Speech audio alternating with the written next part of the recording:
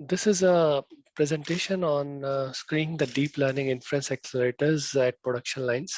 So this we developed as a solution together as a part of the Intel AI team. Myself, Ashish, Puneesh, and Jaimin. We are working in the same team in Intel AI PG group, and we develop these solutions for our customers and also for internal consumption within Intel. Okay. Please feel free to let us know in the middle if you have any questions during the session. So just to give a brief background on what is a deep learning inference accelerator, this is what we call as Intel Nirvana, a neural network processor for inference. I stands for inference. Intel acquired this company called Nirvana in 2016, and they were building this inference and training accelerators specifically for a data center market. And we were a part of this team which worked on the software development and the validation of the neural network inference accelerators.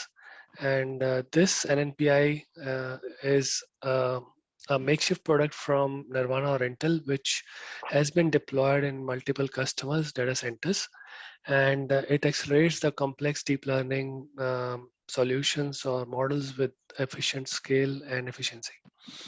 And what it does is all these cards, you can see the card on the top.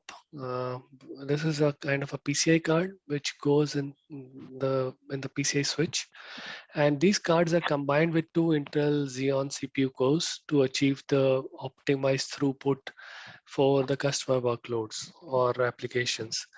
And in one production environment, you can have two Intel cores, and there could be 6 such cards which can be connected to a single system. So you can assume that there is a 2 Intel Xeon cores managing the 6 NNP-I accelerators. And each NNP-I accelerator has 12 inference compute engines, what we call ICE. And each ICE further contains the hardware accelerator IPs, which are specific for matrix multiplication and DSP operations. You can see below on the left side, it's a zoomed in picture of an ICE where we have a DSP followed by a DL compute grid, which we call DELPHI. And these are connected together with the kind of a 256 KB tightly coupled memory and a 4 MB SRAM where you can share the data from the DRAM and work upon those data.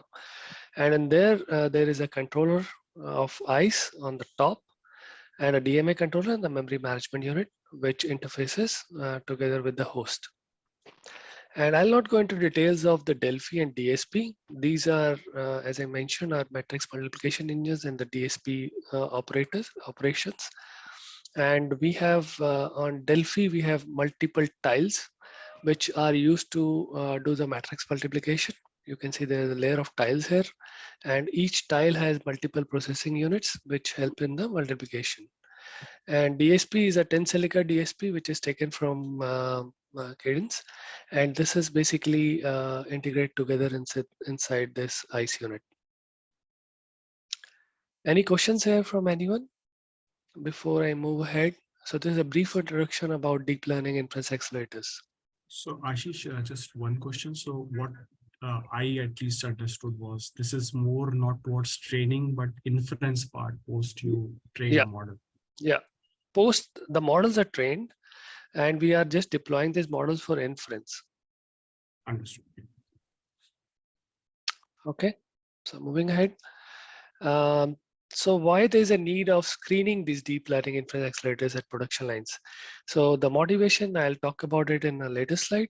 The inference accelerators, like I said, have different compute engines which accelerate the arithmetic operations. The computational results for inference are expected to be deterministic for a given input. Every time you give the same input, you should get a same output.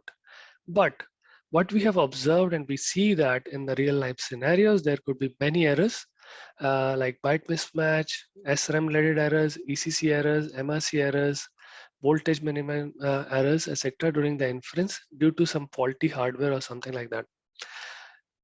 Hence, these units should be screened thoroughly at the production lines before they're actually deployed at the customer data centers. So we have come up with a strategy to compare itself at the mass scale so that we can achieve the defects per million target for the customers. The defect per millions is like you should have a 0 defect per million for each inference which is occurring for within the data center. This is not acceptable. So that was the target given to us by the customers. So we have to actually come up with a strategy which should actually suffice this role. So we came up, okay. Before that, like I mentioned quickly in the last slide, what kind of error types are there? So just to give a brief description of what kind of errors we have, these are like byte mismatch or computational errors. So the inference output, golden reference output should always match. If the outputs differ, right, then it leads to the byte mismatch errors. So byte by byte, we compare the reference output with the actual output. And if there's a mismatch, it gives a byte mismatch. And this is the most common error which is observed during the inference. Then there are error correction code memory checks, which everybody knows that there are some extra bits for error correction code, which are used to detect and correct the data during the memory transfer. And these ICC errors are also correctable and non-correctable errors. Then we have deep SRAM errors. We know that deep SRAM errors are the densest circuitry on the chip, and there could be a lot of errors during the SRAM input and output if you are actually doing some SRAM operations. And these are also like, if the SRAM errors are not corrected, it leads to DSRAM single or multi-bit errors. Then there are PCI errors, what we call over the PCI link when you're transferring the data from the host to the card or vice versa. Then there could be many PCI AR errors, which could also be correctable and uncorrectable errors. Then we have parity errors or memory check errors, MCE, what we call, and this also leads to many system crashes or system errors. And finally, we have Wieman errors, which are due to the voltage sensitivity at different operating frequencies of the chip. And this also leads to further to byte mismatch or computational errors. Okay.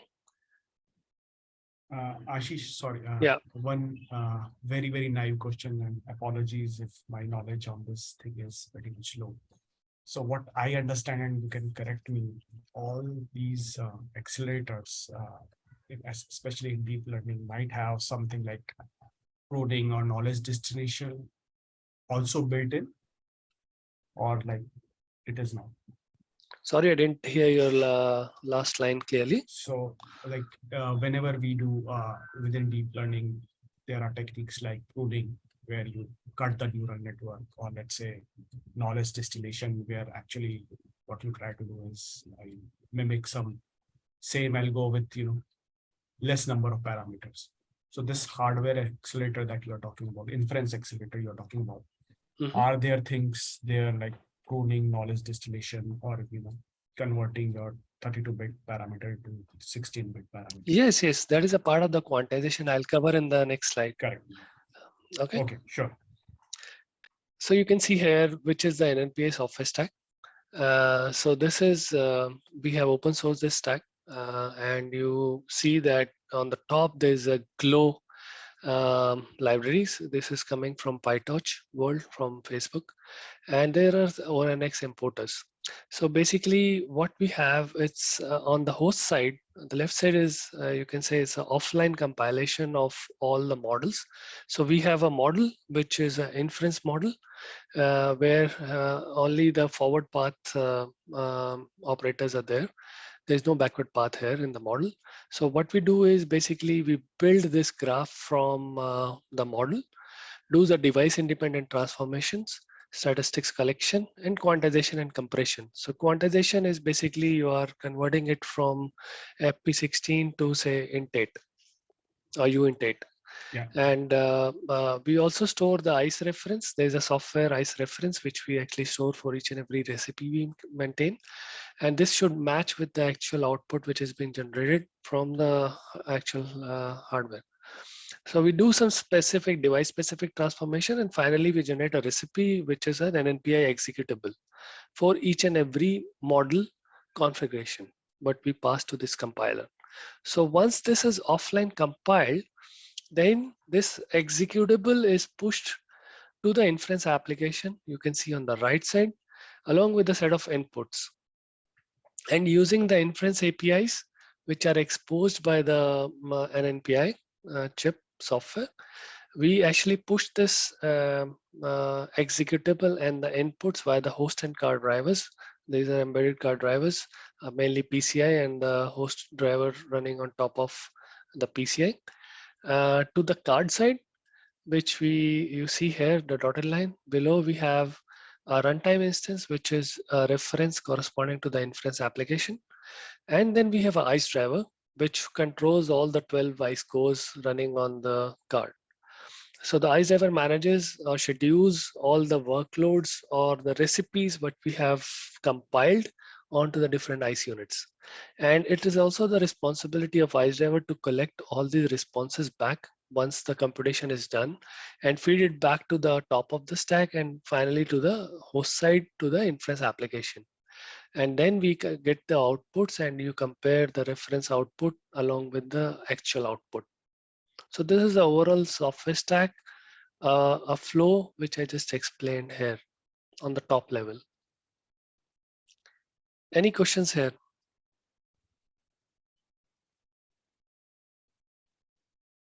Okay, so I move ahead. So like I said, what is the motivation? We already covered that there could be a lot of errors which could be there during the inference. So we need to actually stress all these compute engines of the inference chip. And once we have actually thought about it, we thought to actually develop this kind of an application which would stress the different compute engines. And the inference outputs from a specific inference unit are stored and assumed to be golden. And then it is statically run on multiple units, say 10 or 20 units, to find out whether this is actually statistically golden. So we actually now we have the set of inputs and the set of outputs as a package. This inference application is deployed in all the pre and post production environments to screen out defective units whose actual output does not match this reference golden output. So this strategy to compare itself at a mass scale resulted in achieving the defects per million target for the customers. And this application has been deployed at the Intel production lines, Intel ODMs or the card manufacturers, the customer card manufacturers, and also inside the customer data centers. And we have screened millions of cards using this applications. So this is the internals of this application design. So on the host side, we have an inference application which creates the adapter and multiple contexts inside the adapter. And these are the APIs which are exposed by the NNP stack. And we create the host network for ResNet 50 and say a host network for VGG 19. And further, we create multiple inference threads inside each device network. You can see on ResNet 50, we have 2 inference threads. Similarly, on VGG 19, we have 2 inference threads. And we create the inputs, outputs, and then we send this inference commands to the inference command queue, and we wait on the receive command queue from the output from the host driver or on the card side, from the card side. Then all these recipes or the inputs are being pushed towards the card, stored in the card DDR memory, which is around 16 gig. And then the runtime instance spawns the ICE driver instance, and it actually schedules all these models to the different ICE engines. So basically, you can see we can run in parallel Resident 50 on 6 ICEs and VGG 19 on separate 6 ICEs. And there's a cache coherency fabric, which we showed in the first slide, which is SRAM. So basically, half of the SRAM is being shared by Resident 50 and half by VGG 19. Right? In this way, basically all these computations are being handled in the ICE on different IPs, and the result is scheduled back to the host driver and then shared back to the inference application. Okay. Any questions here? Okay, and this is a flowchart of the things which we just explained in the previous slides. So this inference application was used to infer the 50K images from the ImageNet dataset for different models and workloads.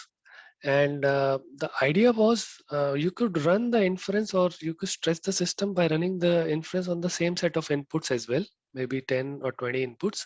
But that we observed that if you are actually scaling across the set of images, there are errors which we observed during the long runs. That's why we focused upon running the inference in a loop for all the 50K images. So here in the flowchart, we showed that you download the models, you download the ImageNet dataset, and we compile the models using the graph compiler, as I showed in the previous slide, the full software stack, for different batch sizes, quantization types, and we generate the recipes or the blobs. The hardware application, Skinner application, then pre-processes the dataset for different batch sizes and generates the input feature maps, which are the inputs. The generated inputs are fed to the application and executed on one of the hardware units. And then we generate the output feature maps. And these are saved for reference. And these IFMs are fed to the inference applications and then executed on 10 different hardware units. And the inference outputs are compared with the saved OFMs. So if these saved output feature maps are the same as we run on the 10 different cards, we determine that this is a golden reference now, statistically. So now we have to scale it across the million of cards which are going on into the factory during the runtime. So what we do is this: we once these outputs are matched OFMs with on all the 10 cards, we save this set of input feature maps and output feature maps as a part of a package. And this package is then deployed at assembly line to ensure that all the units are scanned properly using this package. And each iteration takes around 3 to 4 hours. Okay, I'll just jump to the next slide where we just show the kind of different AI workloads what we have thought about. And this is basically a careful design. It took a lot of effort to actually design these workloads for which configuration type you need to run. Say Resnick 50, Resnick, ShuffleNet, VGG 19, and we have been running these on for different quantization types, different kind of batch sizes, how many number of ICs you are compiling it, and which configurations. Persistent deep RAM is enabled or not. Shared read. This is a shared read is a combination where actually two ICs share a kind of a small 48K of memory, where you can also share the data between these two ICs which are connected. And there's a class of service associated, which is quality of service, whether it's enabled or disabled. Then we have some sync barrier hardware synchronization stuff also, which is used to synchronize the different ICs, and the number of inputs. So number of inputs you can see here is 50K from the ImageNet dataset. So this combination of different parameters for different workloads, we execute in one go as a package, and the total execution time is around 4 hours. And once this package is deployed on the assembly line, each and every unit is getting screened through this process.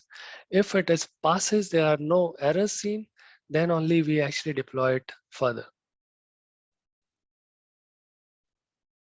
Okay, and so like I mentioned earlier, this application has been deployed on the stage 1 at the Intel platform validation on the assembly lines, and then at the card manufacturer at Intel vendors, then at customer card manufacturers and customer data centers. And within customer data centers also, you could run a periodic checks for health monitoring of the cards. So the duration varies. You can run multiple iterations. You can run it for 48 to 72 hours, or you could run it for several days, or you could run it for a few minutes for the sanity checks. Then using this, you can see what we have done is just showed here which kind of workload has caused or detected what kind of an error type. So we scanned around 1K units, and you can see that in this 1K units, how many errors have been detected using these different workloads. So like 20 byte mismatch errors, 5 VCC errors, 3 DSRAM errors, PC errors, MC errors, and VMIN errors. So using this, we screened out so many defective units. Had it been sent to the customer's data centers, then it would have created further damage. So summarizing it, so this we have deployed in post and production levels within Intel and customer card manufacturers and the customer data centers, and it has helped out to screen out all kind of errors, like I mentioned in the previous slides. And execution of these flows also helped in achieving the significant targets which we have set up for the customers, and also stabilize the hardware and software when we actually ran it for multiple days. So we figured out a lot of stability issues, and this helped in also achieving our DPMO targets for the customers. Yeah, that's it from my side. I open it for the questions from the audience.